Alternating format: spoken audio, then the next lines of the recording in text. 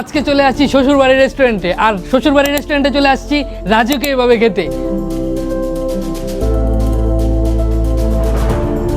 শ্বশুরবাড়ির রেস্টুরেন্টে এসেছি রাজকীয়ভাবে খেতে, যেখানে ছিল গরু স্বাদে বেশ কিছু আইটেম। তার মধ্যে স্পেশালি ছিল চুই জাল, যে আইটেমটি কিশোরগঞ্জে খুব বেশি একটা অ্যাভেলেবেল ছিল না। তাই আমরা চলে গেলাম শ্বশুরবাড়ির রেস্টুরেন্টে এটি ট্রাই করার জন্য।